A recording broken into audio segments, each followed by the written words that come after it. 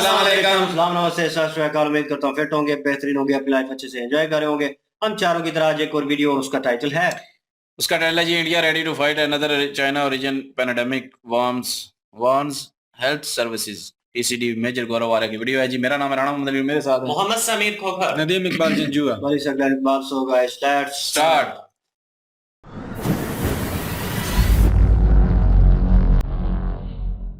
कुछ नहीं पता ही क्या पागल के बच्चे क्या खाते हैं। पिछली बार इन्होंने चमगादड़ खाया था तो ये बवाल काट दिया पूरी दुनिया में। पता नहीं इस बार क्या हाथी गांडा खा गए, क्या खाए मुझे नहीं पता। कुछ तो खाए होंगे ये लोग। हमारी मिसाइल सुरंग के अंदर गई और इन सब का हो गया भैया, थैंक यू। तो हमास में बहुत ज्यादा गुस्सा है कि हमारे लीडरों को मारा जा रहा है, हमारे जो कायद हैं, जो हमारे बॉसेज हैं, उनको निपटाया जा रहा है। एक फ्री होस्टिंग राइट्स पाकिस्तान को मिली नहीं, भाइयों ने मांगना शुरू कर दिया है। इंडिया से बोला है कि इंडिया तो आएगा नहीं, और इन्होंने बोला है कि अगर इंडिया नहीं आएगा फिर हमें इतना पैसा चाहिए क्योंकि हमारा तो लॉस हो गया। ठीक है, पैसे की बात कोई नहीं। जय हिंद दोस्तों, मैं हूं मेजर गौरव आर्य और आप देख रहे हैं द चाणक्य डायलॉग्स। इस वीडियो को लाइक करिए, हमारे चैनल को सब्सक्राइब करिए, बेल आइकन दबाना बिल्कुल मत भूलिएगा। अच्छा दोस्तों, चीन में वो जो लंग और रेस्पिरेटरी जो मामला है ना, जो मैंने बताया था 2-3 दिन पहले मैंने कवर करा था कि चाइना में फिर से एक बीमारी, पता नहीं कौन सी, क्या खाते हैं यार ये लोग। ये खाते क्या है आज तक मुझे ये समझ में नहीं आया। ठीक है, ये अब इनके फेफड़े फेल होना शुरू हो गए चीनियों के। तो कहते हैं नॉर्थ चाइना में बच्चों पे बड़ा इंपैक्ट पड़ रहा है इसका।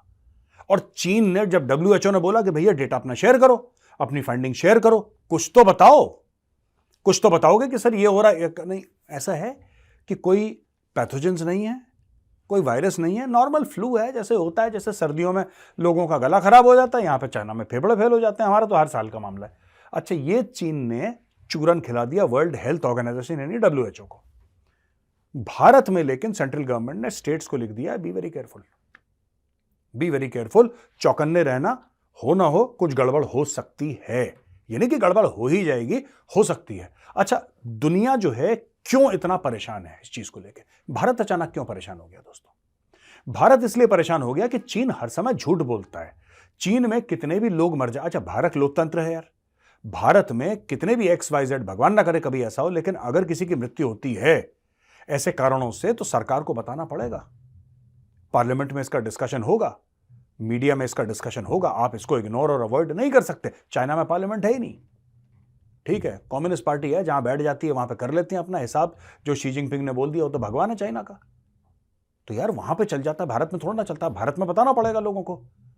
ठीक है, चाइना ने तो, मैं आपको बताता हूं दोस्तों, आप शॉक रह जाएंगे। चाइना ने क्या करा कि जब पता लगा कि लोग नहीं मान रहे और घर के बाहर जा रहे हैं, तो 1-2 बार जो पकड़ा गया ना रिपीट ऑफेंडर, उसका क्या करा, उसके घर के बाहर लोहे का पट्टा लगाया। और लोहे का पट्टा जैसे ना एक स्लैब जिसको कहते हैं, नॉट एग्जैक्टली पट्टा बट जो स्लैब होता है ना इतना बड़ा, वो स्लैब लगा के वेल्डिंग कर दी, वेल्डिंग कर दी। बोला कि हाँ तुम्हारे पास 15-20 दिन का खाने का है, 1 महीने का खाने का। कह रहा हाँ साहब हमारे पास सब है, पानी, खाना, बिजली सब है। क्या बेटा अंदर ही रहो, बाहर से वेल्डिंग कर दी कि निकल ही ना पाए। ऐसा कर दिया था चाइना ने। सड़क के सड़क हमारे यहां लॉकडाउन हुआ, चाइना में सुपर लॉकडाउन हो गया। लेकिन अब ये जो बात है, अब मैं आपको पढ़ के बताता हूं इसमें चक्कर क्या है दोस्तों। ये है respiratory illness across China has drawn attention of World Health Organization. World Health Organization इसमें बिल्कुल जिसको कहते हैं परेशान हो गया। उसने चाइना से, जैसे मैंने बताया, बोला कि बॉस बताओ है क्या। तो ministry called on local authorities to open more fever clinic. अचानक लोगों को बुखार हो रहा है तो बोला कि क्लिनिक खोलो। अच्छा, चाइना एक तरफ चाइना कह रहा है कि सब कुछ अंडर कंट्रोल है, नॉर्मल फ्लू है यार, हो जाता है, मौसम बदलता है, हो जाता है, फ्लू है, नॉर्मल फ्लू है, गले में किचकिच है जी, ये चाइना कह रहा है। लेकिन चुपचाप चाइना कई 100 की तादाद में क्लिनिक्स भी खोल रहा है, छोटे और बड़े, छोटे अस्पताल, बड़े अस्पताल, क्लिनिक्स खोलो खोलो, जल्दी जल्दी खोलो। ठीक है, यहां पे। और चिल्ड्रन एंड एल्डरली, पहले ये था 2 हफ्ते पहले, इसमें ये था कि सिर्फ बच्चों को बीमारी हो रही है, अब पता लग रहा है कि बुजुर्गों को भी हो रही है। यानी कि जिसकी इम्यूनिटी कम है उसको ये बीमारी लग रही है सबसे पहले। अब फेस मास्क बोला है कि पहन लो, चाइना ने पब्लिक में बोल दिया है, राइट। और बोला है कि और दवाइयों का प्रोडक्शन करो। लोगों को बोला है कि पब्लिक को कि आप क्राउडेड जो जगह है, जहां पे भीड़ भड़का है, उसमें जाना थोड़ा सा आप अवॉइड करो, और जाते हो तो एहतियात बरत के, बिल्कुल प्रिकॉशन लेके आप फिर जाओ। दोस्तों, आपको मास्क पहनो, भीड़ भड़के के इलाके में मत जाओ, है जी। अवॉइड करो चीजों को छूना। ये आपको किसकी याद दिलाता है? क्या आपको कोविड की याद नहीं दिलाता है? कोविड में तो हम लोग कह रहे थे भीड़ भड़के के इलाके मत जाओ, जब थोड़ा सा खुला था मामला, पहले तो लॉकडाउन हो गया फिर खुला था मामला, कह रहे भीड़ भड़के के इलाके मत जाओ, हर सरफेस को हाथ मत लगाओ यार, मास्क पहन के जाओ हर जगह। हम लोग कहते थे ना, यही चीज जिसको चाइना कह रहा है कि नॉर्मल सी चीज है। अब ये अगर भगवान ना करे यार ये इंडिया आ गया तो इसका कौन जिम्मेदार होगा यार?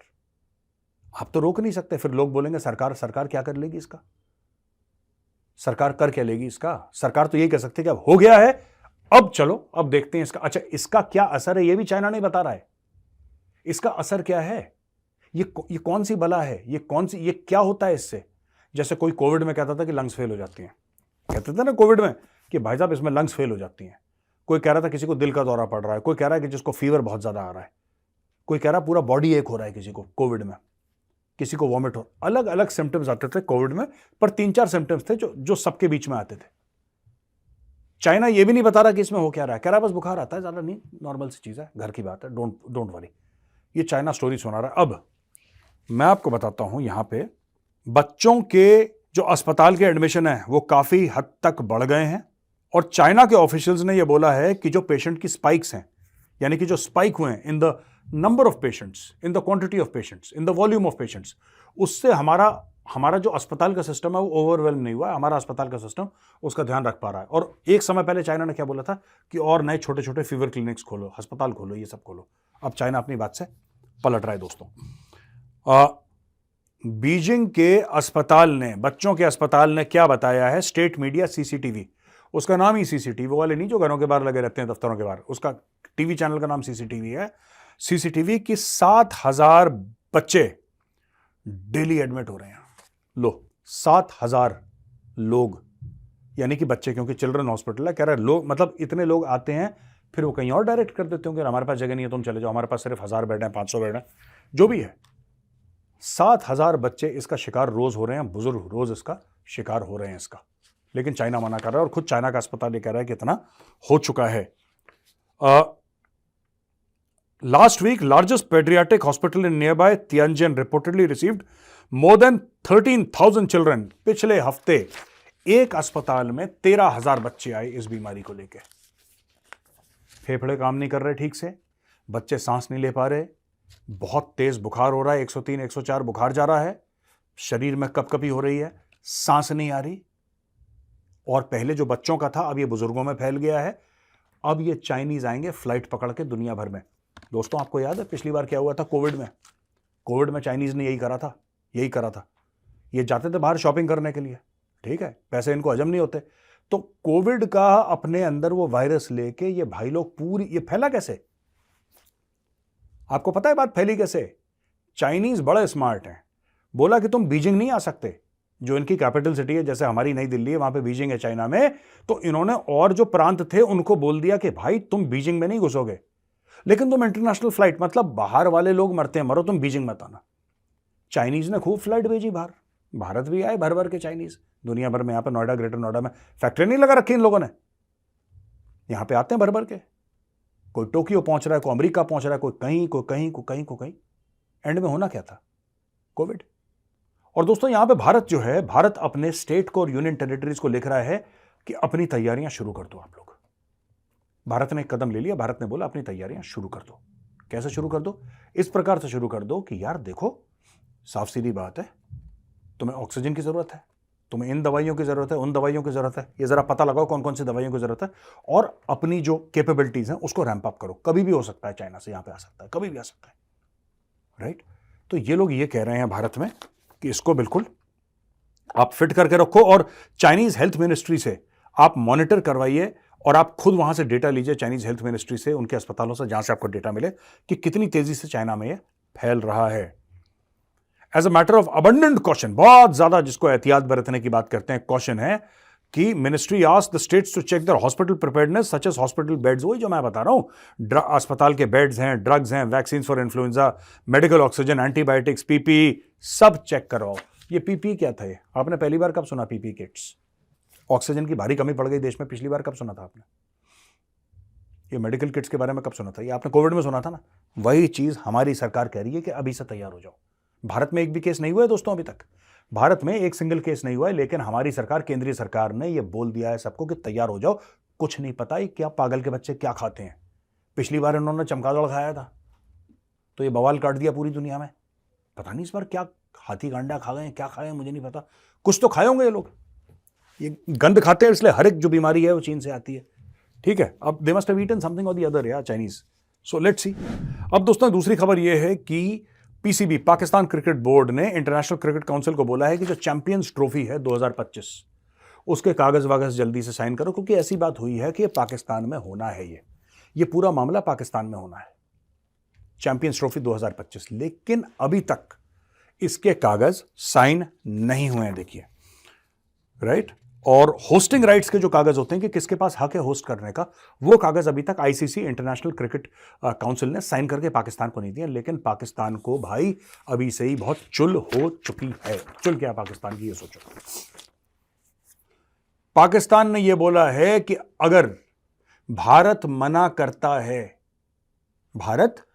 करता है कि पाकिस्तान में नहीं खेलेंगे तो हमें पैसे दिलवाओ।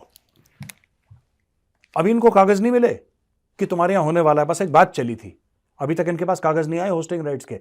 भाइयों ने अभी से ही पैसा मांगना शुरू कर दिया इंडिया से, क्योंकि इनको पता है कि इंडिया के पास है, इंडिया दे सकता है। तो इन्होंने बोला कि अभी से मांग के रखो यार, अपनी अर्जी, अपनी दरखास्त तो पड़ी रहेगी, मालिक जब देखेगा साइन कर देगा, पैसे दे देगा। ये स्टोरी चल रही है दोस्तों इनकी, समझ रहे हैं मेरी बात।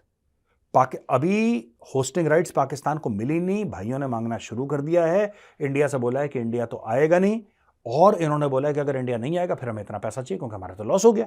चलो ठीक है, पैसे की बात कोई नहीं, दे देंगे अगर आपको चाहिए तो, नो प्रॉब्लम, पैसा बहुत है हमारे पास। अब सुनो, वो ये कहते हैं कि आईसीसी एक न्यूट्रल सिक्योरिटी एजेंसी को नियुक्त करे, और ये न्यूट्रल सिक्योरिटी एजेंसी नियुक्त होकर क्या करेगी, सोचो। ये सिक्योरिटी एजेंसी नियुक्त होकर ये चेक करेगी कि अगर भारत ये कहता है कि पाकिस्तान में सिक्योरिटी थ्रेट है, अगर पाकिस्तान में सिक्योरिटी थ्रेट है, राइट, तो क्या भारत सच बोल रहा है कि गलत बोल रहा है, कि पाकिस्तान ना आने का कोई बहाना है? चक्कर क्या है, जरा ये तो बताओ कि चक्कर क्या है ये। अब पाकिस्तानियों को एक बात, इनको ना बड़ा मूड बुद्धि है ना, इनको समझाना बड़ी प्रॉब्लम रहती है। देखो, पाकिस्तानियों का यह कहना है कि जब ऑस्ट्रेलियंस को प्रॉब्लम नहीं है, अंग्रेजों को प्रॉब्लम नहीं है, यानी कि इंग्लिशमैन को, जो साउथ अफ्रीकन है उनको प्रॉब्लम नहीं है, बांग्लादेशियों को प्रॉब्लम नहीं है, तो भैया तुम्हें क्या प्रॉब्लम है? तुम्हें है क्यों प्रॉब्लम? मतलब जो भी चैंपियंस ट्रॉफी में आएगा, मुझे नहीं पता कौन कौन सी टीम आ रही है, मैं क्रिकेट इतना फॉलो नहीं कर रहा, लेकिन पाकिस्तानियों को कहना है कि खास तौर से भारत को क्यों, भारत आना नहीं चाहता Pakistan, because of political reasons, राजनीतिक कारण है जिसकी वजह से भारत पाकिस्तान नहीं आना चाहता है। समझ रहे हैं मेरी बात? यह बात है कि नहीं आना चाहता भारत, इसलिए पता लगाओ कि भारत सही बोल रहा है कि गलत बोल रहा है, क्या है एक्चुअल में सिक्योरिटी थ्रेट है। अरे सिक्योरिटी थ्रेट है यार। ये लोग, इनको पाकिस्तानियों को एक बात समझ में नहीं, अब आती तो है, खैर इनको आती तो है, बदमाश तो है लोग, तो ऐसी बात नहीं कि इनको समझ में नहीं आती। देखो बात यह है ना दोस्तों, अगर एक ऑस्ट्रेलियन खड़ा है, मैं पाकिस्तान की बात कर रहा हूं, लाहौर के बीचों बीच, इस्लामाबाद कराची के बीचों बीच एक ऑस्ट्रेलिया का बंदा खड़ा है, एक यूके का बंदा खड़ा है, एक साउथ अफ्रीका का बंदा खड़ा है, और एक इंडियन खड़ा है, किसको खतरा है ये बताइए? सबसे ज्यादा खतरा इन चारों में से किसको है? आपको क्या लगता है? सबसे ज्यादा खतरा जाहिर सी बात है इंडियन को है, क्योंकि सारे हमले हमारे ऊपर कर चुके हैं ये। इनके सारे दहशतगर्द भारत की तरफ उनकी बंदूकें रहती हैं। इन्होंने कश्मीर में दहशतगर्दी करी, इन्होंने पंजाब में दहशतगर्दी करी, इन्होंने बंबई में 26/11 करा, 1993 में इन्होंने बॉम्ब ब्लास्ट कराए वहां पे, इन्होंने पार्लियामेंट को अटैक करा, इन्होंने ये अपने अक्षरधाम मंदिर को इन्होंने अटैक करा। कई सौ छोटे या बड़े अटैक हुए हैं भारत में, कई सौ छोटे बड़े अटैक हुए हैं भारत में, all sponsored by the Islamic Republic of Pakistan. फिर ये कहते हैं कि भारत को कोई सिक्योरिटी थ्रेट नहीं है अगर भारत की टीम पाकिस्तान में आ जाए। पाकिस्तान खुद अपने आप में एक बहुत बड़ी सिक्योरिटी थ्रेट है भाई, और ये चाहते हैं कि हम विराट कोहली, मोहम्मद शमी, रोहित शर्मा, ठीक है, ये सब जो हमारे बड़े बड़े स्टार हैं उनके पास भेजते हैं कि जाओ भाई मर के आओ तुम वहां पे, पाकिस्तान घूम के आओ, जिन्हें लाहौर नहीं देखा वो जमिया ही नहीं, देख कर आओ जरा लाहौर, फिर अगर तुमने नहीं देखा तो यार ये कैसे हो सकता है? सबकी सिक्योरिटी थ्रेट अलग होती है। जो मेरी सिक्योरिटी थ्रेट है वो आपकी नहीं होगी, जो आपकी वो तीसरे की नहीं होगी, वो चौथे की नहीं होगी। सबकी सिक्योरिटी थ्रेट अलग है यार, सबकी सोच अलग है, जाहिर सी बात है।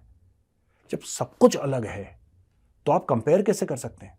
और इंडिया के पास जो सिक्योरिटी थ्रेट है पाकिस्तानियों से, वो विदेशी कैसे बताएगा? विदेशी को तो पता ही नहीं क्या हो रहा है. How will he come to know? It has to be an Indian agency that will justify whether there is a threat or no. वो तो भारतीय एजेंसी बताएगी ना कि थ्रेट है कि नहीं है. ये पाकिस्तानी खुद ही अपना चूरन बेच रहे हैं धीरे धीरे. और दोस्तों आखिरी खबर ये है आज की कि हमास के कई कमांडर ठोके गए हैं. अहमद गंडोर जो कि कमांडर था नदन गाजा ब्रिगेड का, वो निपटा दिया गया है. एमान सियाम ये head of Hamas rocket firing है, इसको निपटा दिया गया है. और वैल रजाब और रफात सलमान ये भी निपटा दिए गए हैं. इनमें से कई लोग सुरंगों में छुपे हुए थे. ठीक है, जो हमास ने सुरंगें बनाई हैं, इन्होंने हमारी मिसाइल सुरंग के अंदर गई और इन सब का हो गया भैया थैंक यू. तो हमास में बहुत ज़्यादा गुस्सा है कि हमारे लीडरों को मारा जा रहा है, हमारे जो कायद हैं, जो हमारे बॉसेज हैं, उनको निपटाया जा रहा है एक एक करके. और इजराइल ने सीज फायर करा जो करा, पता नहीं क्या कोने में इनके फिर ऑपरेशन चल रहा है, I don't know what is happening. लेकिन इन लोगों ने मार मार के सुअर बना दिया. सबके नाम दे दिए किसको मार दिया है, और पहले उन्होंने नाम दे दिए. अब नाम दे दिए तो थोड़े समय के बाद हमास ने बोला नहीं यार बात तो ठीक कर रहे हैं, मरे तो हैं वैसे ही है ना. और दोस्तों मैं आपको एक बात बताऊं, जो बाहर रहते हैं, जो गाजा पट्टी से बाहर रहते हैं, वो सोच रहे हैं कि वो सेफ हैं. वो सोच रहे हैं क्योंकि वो गाजा या फिलिस्तीन से बाहर हैं, वो कतर में रहते हैं, कहीं और रहते हैं, या वो तुर्की में रहते हैं, वो सेफ है. कोई सेफ नहीं है. ये इजराइल के प्राइम मिनिस्टर ने अपनी पार्लियामेंट को एड्रेस करते हुए ये बात बता दी है कि कोई सेफ नहीं है. You are dead man walking, you will be assassinated, you will be killed by Israel. Israelis will find you, they will kill you. तो दोस्तों इजराइल के प्राइम मिनिस्टर ने साफ सीधी बात बोल दी है, you are dead man walking. उन्होंने हमास को बोल दिया every Hamas man is a dead man walking. We will get you wherever you are. कहीं पर भी हो, दुनिया के किसी भी कोने में छुपे हो, भाग लो बेटा. जमीन कम पड़ जाएगी लेकिन तुम छुप नहीं पाओगे हमसे. We will find you. आज नहीं तो 1 साल के बाद ये निपटेंगे सबके सब. जितने भी हमास के लीडर हैं सब जाने वाले हैं इस दुनिया से. अच्छा दोस्तों अब हम आते हैं हिंदी की कमेंट्स पे. आर्यन कुमार जी हैं. आर्यन जी नमस्कार जी. सबसे पहले तो बात करते हैं ना जो पहली न्यूज थी चाइना की, तो उसके बारे में. और चाइना वाकई जी ये पता नहीं क्या क्या खाता रहता है गंद बला, और कोई समझ नहीं आती. काफी वीडियो ऐसी देखी है, यकीन करें दिल भी खराब हो जाता है. बिल्कुल वीडियो तो हम पता नहीं क्या खाते हैं, कोई चीज ऐसी दुनिया की है ही नहीं को वो छोड़ते हूँ. बिल्कुल उनकी एक अजीब सी मेंटालिटी है. वो ये कि हर चलती फिरती जो चीज है ना, जो जमीन पर रेंगने वाली है, चलती फिरती चीज, वो खुराक के लिए बनाई गई है. चाहे वो कीड़ा है, चाहे वो सूंडी है, चाहे वो सुनिया तक खाते हैं यार. वो कैसे खाते हैं मुझे तो ये समझ. चूहे, बिल्लियां, कुत्ते, क्या ऐसी चीज है जो नहीं खाते हो यार. जो इंसानों वाली खुराक है, जो इंसानों वाली खुराक है, क्या इनके पास कम है जो इस तरह की चीजें खाते हैं यार? अगर आपके पास खुराक की कमी है तो आप दूसरे कंट्रियों से कर लें. वो ना पता है क्या करते हैं, सुंडियों को ना रख के ना, वो दो जो होती हैं वो पास करना, उनके दरमियान रख के ऐसे मजे से खा रहे होते हैं. ऊपर से ना वो मसाला छिड़क रहे होते हैं और खा रहे होते हैं. तो हमारे यहाँ एशिया में जो पेस्ट्री टाइप बनती है ना बेकरियों में, मिठाई की तरह होती है, स्वीट्स की तरह होती है, तो उसके ऊपर ना एक छोटा सा मुरब्बा टाइप लगा होता है. तो वो उसके ऊपर मैंने देखा कि बिच्छू रख के उसको वो बिच्छू तक नहीं छोड़ते करती हैं और वो खाती है. सांप खाते हैं, बिच्छू खाते हैं, जिसका अंदाज नहीं है. हमारे लाहौर में ना एक बहुत बड़ी फैक्ट्री थी, तो मैं वहां पे गया था, तो वहां से जो कुक थे ना वो भागे थे. ये 2 इंजीनियर आए थे जी सिर्फ चाइना से. तो उनका खाना, उन्होंने कहा हमने खाना बनाने नहीं भाई, आप अपने कुक चाइना से ही लेकर आए. जाहिर है वो कहाँ से बनाए, क्योंकि बनाने नहीं होता. चूहे कैसे बनाए, कीड़े कैसे बनाए, अब सुनिया कैसे बनाए जो चस्के ले लेके खाते हैं वो सोटियों के दरमियान. यार एक ये कंट्री है जिसने पूरी दुनिया को नथ डाली हुई है. हेल्थ ऑर्गेनाइजेशन की जो तंजीम है वो भी बेचारी तंग पड़ी हुई है कि आए रोज जो सर्वे में करना पड़ता है जी कि चाइना में ये मसला बन गया, किस वजह से बने, ये मसला बन गया, किस वजह से. ज़ाहिर है गंद बला खाएंगे तो वायरस तो पैदा होंगे और वायरस आगे फैलेंगे. और पहले भी कोविड फैला, देखें आप पूरी दुनिया बंद रही है, कितनी इकॉनमी तबाह हो गई दुनिया की. और अभी भी जो है वो रेस्पिरेटरी ट्रैक की जो ये बीमारी आ रही है, और मुझे नहीं समझ आती कि अब दुनिया फिर से लॉकडाउन में जाएगी. कोई भी नहीं जाएगा यार, नहीं जाना ही नहीं चाहिए, क्योंकि हालात ही इतने बेड़ा फर्क हो जाएगा. पहले दुनिया के हालात इस वक्त थोड़ा सा इसमें हो सकता है थोड़ा कंट्रोल कर ले. क्यों? क्योंकि इस वक्त उनको पता है कि पहले वो इस चीज से जूझ चुके हैं, तो मिलती जुलती है कहीं ना कहीं सिम्टम्स जो है मिलते जुलते हैं. तो मे भी हो सकता है इंडिया ने जैसे अलर्ट कर दिया है एक कंट्री या दो कंट्री भी कंट्रोल कर लेगी ना तो ऑटोमेटिकली हो जाएगा। लेकिन एक चीज सोचने वाली है, जो बीच में इन्होंने मेंशन किया कि वो अपने कैपिटल में घुसने नहीं दे रहे अपने लोगों को। बीजिंग तो क्यों मतलब इस तरह का कर रहे हैं रिएक्ट? अगर वो वहां पे वायरस फैल रहा है या इस तरह की चीज हो रही है, दुनिया को बताए ना, ताकि दुनिया को बिल्कुल। पता चल जाए कि वाकई कुछ हो रहा है। हो रहा है, और उसके बाद वो वैक्सीन निकल आएगी, कहाँ से निकलेगी? वो भी उधर से निकलेगी, ठीक है, या उधर से नहीं निकलेगी तो अमेरिका से निकलेगी। तो फिर आ जाके सारा ब्लेम कर देते हैं जी अमेरिका ने वायरस क्रिएट किया, उन्होंने इसकी पहले वैक्सीन भी क्रिएट की। अब कितनी चीजें कॉम्प्लिकेटेड है, बंदा किस किस तरफ जाए। और यहाँ पे केस पाकिस्तान में तो वैसे इंसान की कोई कदर नहीं है, और यहाँ पे ऐसे ऐसे केसेस देखे हैं कि इन अ डिफरेंट वे, सिम्टम्स भी डिफरेंट थे, बीमारी वो नहीं थी, किसी और बीमारी से मरा है, तो उन्होंने कहा आप उनके घर वालों को के पैसे ले लें और ये केस जो है इस पे डाल दें ताकि हमें कुछ डॉलर मिल जाए। तो ये रियलिटी थी यहाँ पे ये सौदागरी जो है ना वो होती रही है। और आप अंदाजा लगा सकते हैं, लोग जो 2 टाइम का मतलब खाना अपना बनाते हैं घर पे, मजदूरी करके एक दिन की, ठीक है, और एक दिन की वो मजदूरी नहीं करेंगे तो वो किस तरह मतलब सरवाइव करेंगे? बिल्कुल, वो जो डेली बेस पे खाते हाँ ना, डेली बेस पे मुश्किल हो जाएगा। हर बंदा चाइना की तरह तो है नहीं है जो मजदूर बेचारा कीड़े मकोड़े खा के तो गुजारा कर ले, क्योंकि ये काम चाइना में लॉकडाउन हो जाए तो एक खिला के रहेगा क्योंकि नहीं वो सोटियों के दरमियान डाल के खानी क्योंकि है। उनके लिए ना खुराक को अफोर्ड करना मुश्किल काम नहीं है। उन्होंने तो घरों, मैंने देखा कि घरों पे उन्होंने ना बाकायदा वो एक सिस्टम बनाया हुआ, जैसे हम जानवरों को पालते हैं वैसे वो उन्हें पाले हुए हैं। कीड़े मकोड़े, सांप, डड्डू, कछुए, इस तरह की चीजें वो है ना। चूहे को पका के ना पूछल से पकड़ के ना ऐसे मुंह ऊपर करके फिर खाते हैं। ये दोनों का मुंह देखे जैसे लगता है चूहे खाते हैं ये भी। मैं सीरियसली मैं प्रोग्राम देखता रहता हूँ और ये है कि उसमें वो खाता है चीजें, लेकिन जो ऑकवर्ड किस्म की चीजें होती हैं ना, ठीक है, जैसे वो मगरमच्छ खा रहे थे उस दिन, उसके हाथ खा रहे थे, और वो चीजें जो है वो यकीन माने एक तो देखने को दिल नहीं करता, सेकंड थिंग वो देखता भी हूँ तो एक इंफॉर्मेशन के तौर पे देखता हूँ, लेकिन चाइनीज नहीं, क्योंकि चाइनीज जो है इनके खाने मैं कहूँ जो नॉर्मल वे में खाने हैं वो बहुत अच्छे हैं इनके, नो डाउट। लेकिन जो इन्होंने ये एक एक्स्ट्रा किस्म का निकाल लिया ना कि मतलब कि दुनिया पे जो चीजें हैं ना वो हम खा सकते हैं, वो सारी उसमें शुक्र करें अभी इंसान नहीं आए, ठीक है, एक लास्ट ऑप्शन बच गई है, वो बच रह गई है। इन्होंने कोई चीज नहीं छोड़ी। यहाँ पे पाकिस्तान में इस्लामाबाद में हमारे दोस्त थे तो वो वहां पे काम करने गए, ठीक है, और उन्होंने बताया कि उन्होंने कहा जी आए ना हमारे साथ बातचीत हुई तो बड़े हंसमुख, और हमने कहा बड़ी बात है यार। और उसके बाद फिर उन्होंने इनवाइट किया कि हम शाम का खाना बना रहे हैं, आप लोग जरूर आइएगा, हम इनवाइट करते हैं। तो उन्होंने कहा बल्ले भाई बल्ले, आज तो चाइनीज शाशलिक और पता नहीं क्या क्या खाने को मिलेगा, चल भाई एंजॉय करते हैं जाके हैं। तो गए, तो उसके बाद फिर उनको जो देखा ना उन्होंने देखा होगा कि दुनिया की हर कीड़ा मकोड़ा वहां पे मौजूद था, ऐसी ऐसी स्पेशल किस्म की चीजें। उन्होंने कहा 2 दिन पहले भाई ये बात कर रहे थे, उन्होंने कहा 2 दिन पहले यहाँ पे जो कुत्ते बहुत थे तो मतलब वो हमें तंग करते थे, आजकल नजर नहीं आते।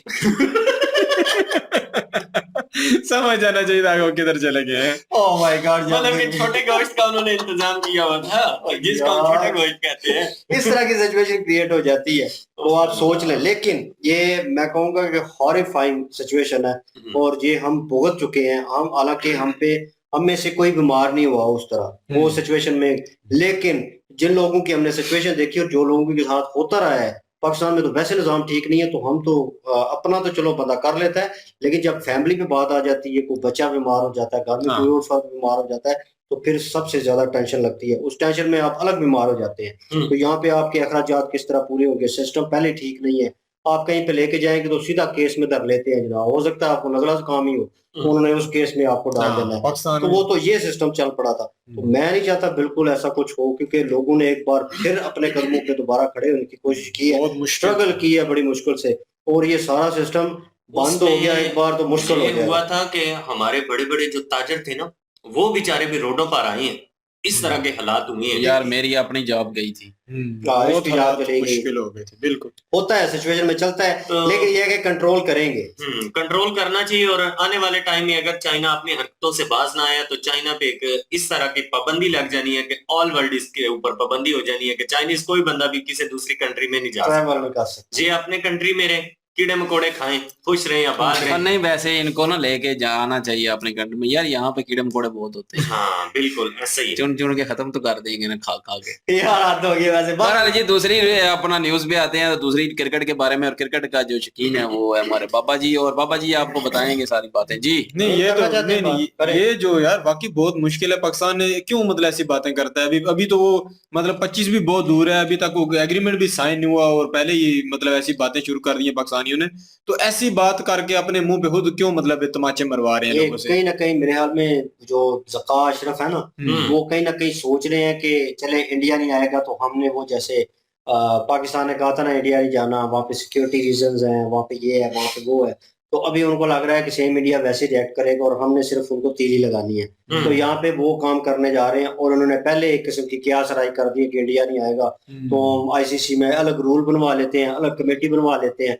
इससे कुछ नहीं होगा। इन द सीरियस नोट मैं एज अ पाकिस्तानी बोलता हूँ यहाँ पे बैठ के कि यार ये जो कर रहे हैं ये गलत कर रहे हैं। आपके मुल्क पे अगर क्रिकेट दोबारा बहाल हो रही है तो उस चीज को वेलकम करें, अपना सिक्योरिटी का निजाम सिक्योरिटी बेहतर का ठीक करें। करें हाँ, और जो काम बताएं कि करने हमारी वाला है। सिक्योरिटी ठीक है, हाँ उसको ना, ठीक और करके जो काम बताएं। करने वाला है वो करे। मैं यकीन माने 100% खुश होऊंगा कि इंडियन प्लेयर यहाँ पे आके गेम करें, खेलें, यहाँ पे लोग उनसे मिलें, उसके बाद समय से हमारे मुल्क बालाधार है दोबारा एक है। बात। लेकिन एक ये बात पुरानी समझ- आदत तो नहीं न जाएगी। एक बात समझ से बालाधार है, वो ये कि आपकी क्रिकेट के पहले से हालात बहुत खराब हैं और आप उसको ठीक करना हाँ। चाहते हैं, लेकिन नेगेटिविटी से नेगेटिविटी ठीक से कर करना रहे हैं चाहते ना। हैं, बिल्कुल। लेकिन कमीनेपन से। वो यार इस अपने चीज को वो छोड़ो, कहते हैं ऐसी ना कि हरकतों को अगर छोड़ो। कोई होता है ना कोई बड़ा आदमी, तो वो उस गलती करता है ना जब, हम्म, तो वो गलती नहीं मानेगा, रोप डाल के फिर भी मतलब राजी भी मान भी रहा होगा कि गलती उसकी है, लेकिन फिर भी रोप डाल रहा होगा दूसरे पे। बस यार वो और- हमारे अब्बा जी हैं, वो एक हाँ। मिसाल देते हैं। वो कहते हैं कि कोई लत जो आदत होती है ना, वो लग जाए ना तो वो कब्र तक साथ ही रहती है, वो भूलती नहीं है। हमें ना लत लग चुकी है, आदत हो गई है You know what? करने की, ये नेगेटिविटी की। हमने ये करने से बाज नहीं है। हमको हालांकि- सब्सक्राइबर चाहिए नहीं, बस। हालांकि बात ये थी कि अपने अंदर से वो लोग खत्म किए जाएं किसी तरीके से भी जो ये कार्रवाइयां कर रहे हैं, क्योंकि असल मेन मतलब मसला तो यही है ना कि यहाँ आके मतलब सिक्योरिटी का प्रॉब्लम हो जाता है, लोग धमाका होने का या किसी बंदे को भी मारने का मौका मिल सकता है। इंडियन चलो कह लें, हम गौरव सर की बात मैं मान लेता हूँ कि इधर इंडियन लोगों को प्रॉब्लम है, तो वो ये कि उन लोगों की सेफ्टी के लिए ये हो सकता है नहीं लोगों को खत्म करें, ऐसे ग्रो को खत्म मैं करें। आपकी बात में सिर्फ एक बात यार- ऐड कर रहा हूँ। वो जो श्रीलंका के ऊपर हमला हुआ था ना, हाँ उसके बाद यकीन माने ये वैसे ही हो गया था जैसे अमेरिका में 9/11 वाला साहब। ठीक है, लोग डरते हैं अब वहां पे जाने से। और ऑस्ट्रेलियन प्लेयरों ने बोल दिया था, कैंगरूज उन्हें बोलते हैं, तो उन्होंने बोल दिया था कि अगर सिक्योरिटी में माइनर सी भी प्रॉब्लम हुई तो हमने किसी बोर्ड से नहीं पूछना, किसी से कोई बात नहीं करनी, हमारी टीम जनाब अंडरग्राउंड हो जाएगी, मीन गायब हो जाएगी वहां से। आप कोई बंदा आपका साथ नहीं होगा, हम अपने अंडर ले लेंगे। सिक्योरिटी का वो हिसाब है। सिक्योरिटी की जो प्रॉब्लम है ना वो है, क्योंकि परसों पता है क्या हुआ है? सोहेब मकसूद एक बहुत ही नॉमिनेट खिलाड़ी है, बहुत जबरदस्त इंटरनेशनल प्लेयर रहे हैं पाकिस्तानी टीम के, तो उनके साथ जो हैपेंड हुआ है, तो जो हमारे अपने प्लेयरों के साथ ये सिस्टम चल रहा है, ये हो रहा है कि हमारे अपने जो प्लेयर हैं वो सिक्योर नहीं है, तो हम दूसरे मुल्क के जो दूसरे प्लेयरों को कैसे सिक्योर कर सकते हैं? कर सकते और हैं। सोहेब मकसूद ने बड़े गिले शिकवे किए हैं ऑन द ये मीडिया पर। उसने कहा कि हम गाड़ी में जा रहे थे तो पुलिस ने हमें रोका, और पुलिस ने रोका कैसे? बदमाशों की तरह, और दरमियान में रोड में आके रोका और डायरेक्ट बोली लगाई है कि भाई 1 लाख रुपया दो तो जाओ। उसने कहा यार मिन्नतें करके हमने 20-25 हजार रुपया दिया और हम आए हैं। तो उसने कहा हम मुल्क पाकिस्तान के बाशिंदे हैं, इंटरनेशनल प्लेयर हैं, हम सिक्योर नहीं है, तो किसी आम बंदे के साथ ये कैसा सलूक होता होगा? देख लो वाले के फिर। साथ करेंगे तो पूरे मुल्क की बेइज्जती होगी बेइज्जती अगेन। होगी। हाँ, तो ये कैसे बर्दाश्त होगा यार? बहरहाल ठीक है ना? जी जो भी है ये सारा कुछ जो है पाकिस्तान गलत कर रहा है। और तीसरी न्यूज पे आते हैं जो हमास के बारे में है जी, उसके बारे में क्या कहना चाहेंगे? उसके बारे में यार वाकई 4 दिन से जी, तो जी। जंगबंदी का जो सिलसिला चल रहा था वो तो अब खत्म होने वाला है, क्योंकि हमास की तरफ भी से भी बयानात लगातार आ रहे हैं और इसराइल की तरफ से भी लगातार आ रहे हैं। मेरे ख्याल में तो मुझे बिल्कुल भी नहीं लग रहा कि ये जंगबंदी होगी, और ये जंगबंदी जो है चांस किसी मुकाम तक ये गेम पहुंचेगी कि अमन और शांति हो जाएगी। मुझे बिल्कुल भी नहीं लगता, क्योंकि दोनों की तरफ से तगड़े बयानात भी आ रहे हैं और जितने एक्शन लिए जा रहे हैं, क्योंकि अगर इसराइल की तरफ से कमांडोज मारे जा रहे हैं तो हमास ने भी ये खुलेआम ऐलान किया है कि जो उसके पास भी ये रगमाली फौजी हैं वो भी ऐसे नहीं छोड़ेगा, वो भी पहले मुआहिदा करना नहीं, चाहता है। जो बंद कमरे में अमेरिका ने इजलास किए थे वो टोटली फ्लॉप होते हुए नजर आ रहे हैं, क्योंकि वो तो सिर्फ गैप लेके दे रहा था, और गैप उसमें जो लेकर दे रहा था कि जो सिविलियन लोग हैं उनको वहां से जो है कि शिरकत करने की और वहां से हिजरत करने का एक मौका मिल रहा था, लेकिन वो मौका भी सही तरह से नहीं मिल पाया क्योंकि इसराइल ने उनके ऊपर भी हमले किए। तो ये वो काम तो खत्म नहीं होगा, क्योंकि मैं भी यही सुन रहा हूँ, हमास भी जो है ना वो भी जो है ना बहुत अकड़ा हुआ है, तो दोनों तरफ से का मामला ठंडा नहीं होगा और मामला और खराब होंगे। हालांकि ये बड़े मुल्कों को चाहिए था कि ये मामला किसी तरीके से भी हल किए जाते, क्योंकि पोल्यूशन तो हो रहा है ना पूरी दुनिया में, ये भी तो भी देखना चाहिए आगे पोल्यूशन को खत्म करने के लिए कितने काम हो रहे हैं, और ये दो जंगें एक तो खत्म होने पे आ रही है और ये दूसरी जो है ना ये अभी तक भड़क रही है। इसराइल की तरफ से अभी ये जो नया बयान आया है ये तो एक तरथली मचा देने वाला बयान है कि ये हमास के साथ जितने भी लीडरान हैं वो बेशक किसी भी कंट्री में पनाहगीर हैं, उनको भी वहां से भी ढूंढ कर किलिंग किया जाएगा। हाँ ये तो मुश्किल है, तो ये तो ऐसे आसान बयानात नहीं। के बाद हमास कैसे फिर अमल से बैठ सकता है? हाँ दोनों तरफ से मामला अब या खराब तो है। हमास खत्म होगा पूरी तरह और या फिर जंग खत्म होगी, नहीं। और ये कुछ ना कुछ तो जरूर होगा। लेकिन अभी हाँ, तक जो है वो इसराइल भी तो इतने दिन हो गए हैं, नहीं मार सका हमास को। नहीं वो आगे भी देख लें, अलकायदा को खत्म करने के लिए कितना अरसा लग गया था, और कितने अरसे के बाद अभी कुछ लीडर इनके सामने आए हैं, और कुछ लीडर ऐसे भी हो सकते हैं जो अंडरग्राउंड हो, जो आज तक सामने ना आए हो, क्योंकि जो जितनी बड़ी तंजीम होती है उनके प्लान भी उतने बड़े होते हैं। तो ये खत्म करना ये आसान नहीं होगा, ये जंग ऐसी चलती रहेगी। हालांकि जैसे इंडिया ने मतलब ऐसे लोगों को खत्म किया है ना कि मोहब्बत से खत्म करते हैं ना, इनको तरीके से खत्म करते तो हो सकता है इनको मतलब खत्म किया जा सकता। अभी ऐसे करते रहेंगे तो दुनिया में आए रोज ऐसी जंगें होती रहेंगी, ऐसे अटैक होते रहेंगे। तो इसका को मेन सोल्यूशन निकालने ये जो मेन बिल्कुल निकलना वो चाहिए, क्योंकि ऑल वर्ल्ड एहतजाज बहुत तेज हो गए हैं, क्योंकि जितने भी मेन कंट्री हैं सब में आए रोज रैली निकल रही है ये इस जंगबंदी के हक में कि यार ये जंगबंदी होनी चाहिए, और क्योंकि इसका इससे पूरी कोई दुनिया को नुकसान आपको है। बेहतरीन सा सोल्यूशन निकालें। हालांकि बड़ी पूरी दुनिया में बड़े बड़े अक्लमंद लोग हैं, तो वो यार एक छोटा सा सोल्यूशन इसमें निकाल सकते हैं, इतना बड़ा काम नहीं है। कुछ जगह उनको ऐसे प्रोवाइड कर दें कि वो खामोशी से बैठ जाए।